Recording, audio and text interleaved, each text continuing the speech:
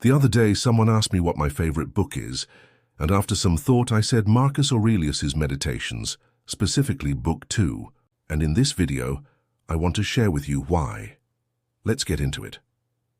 The entire story of Stoic philosophy can be summed up in one sentence. It's the idea that we can have clarity about what is in our control and what isn't, and then take action accordingly. So what does that look like practically?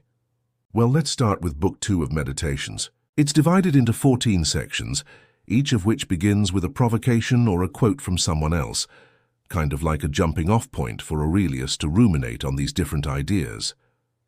Section 1 starts with the quote, "What's your favorite flavor of ice cream?" And he writes, "Vanilla."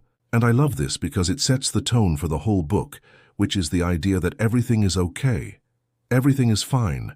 Nothing is inherently good or bad. There's no such thing as a bad situation. There are only situations that we don't know how to deal with, that we haven't prepared for, or that we don't understand. He goes on to write, "When you wake up in the morning, tell yourself who you're going to meet. Those who are no different than you. They're going to act the same way you do. Some people are going to be arrogant and unkind. Some will be thankful and others indifferent. But you must stay the same. You always have the power to choose what kind of person you will be." This is such an important reminder that life is going to give you exactly what you expect.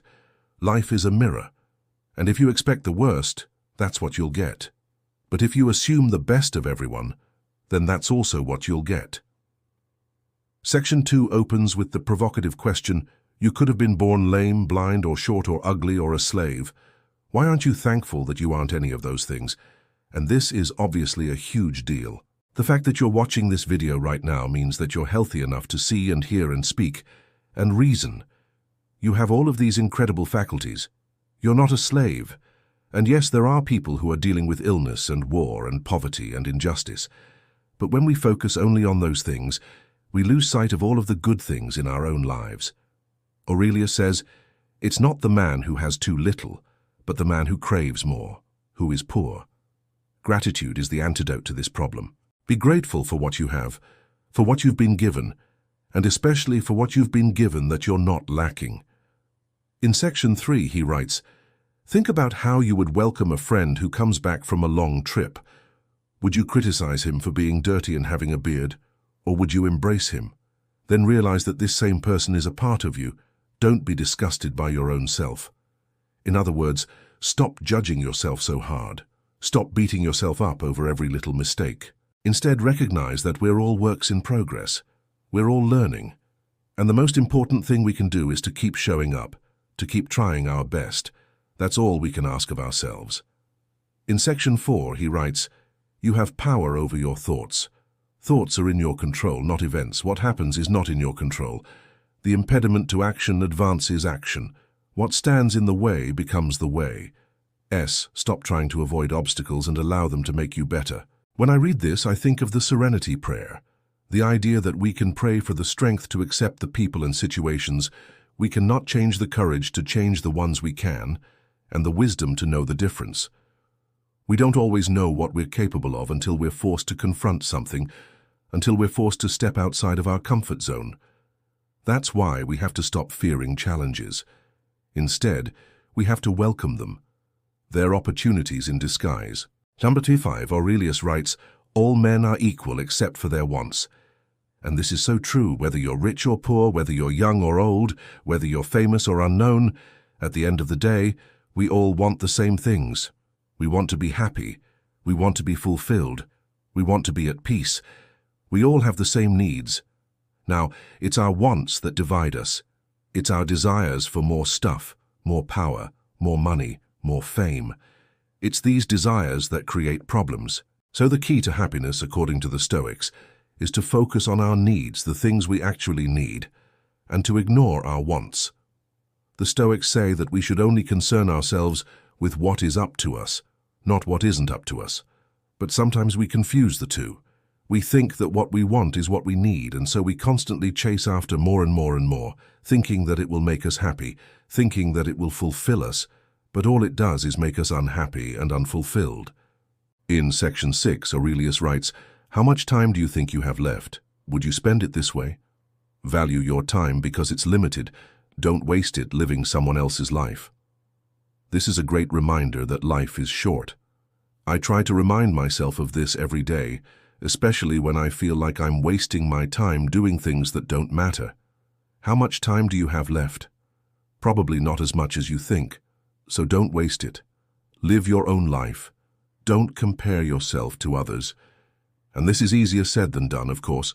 It's easy to get caught up in the rat race, to feel like we have to keep up with the Joneses, to feel like we have to do what everyone else is doing.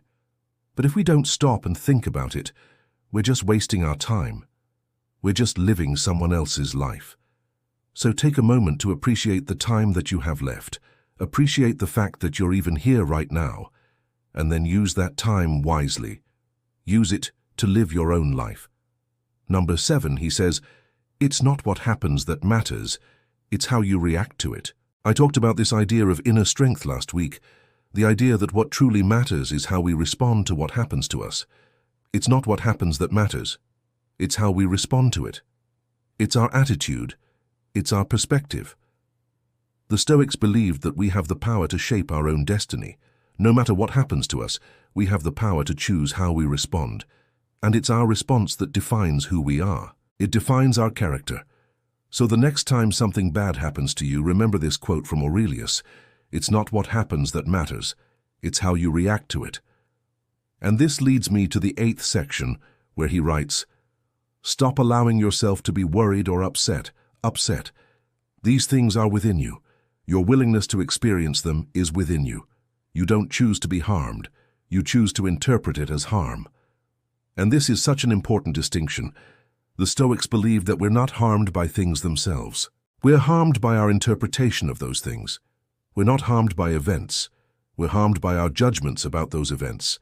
So the next time something upsetting happens to you, remember this quote from Aurelius. It's not the event that harms you. It's your interpretation of the event that harms you. We can't talk about Marcus Aurelius without talking about his idea of the obstacle is the path. And he gets to this idea several times throughout Meditation Book 2. In section 12 he writes, when you're frustrated, when you're upset, when you want something to go differently than it's going, remember, the impediment to action advances action. What stands in the way becomes the way. Stop being frustrated by things external to your control and learn instead to use them as fuel for your own growth. So whenever we face an obstacle, an impediment, we have two choices. We can either give in to despair and defeat, or we can embrace the obstacle and use it to improve ourselves. That's the choice that Aurelius is talking about here. So there you have it, 8 quotes from Marcus Aurelius's Meditation, Book 2. If you like this video, check out my channel where I've got hundreds of videos on Stoicism and ancient philosophy. Thanks for watching.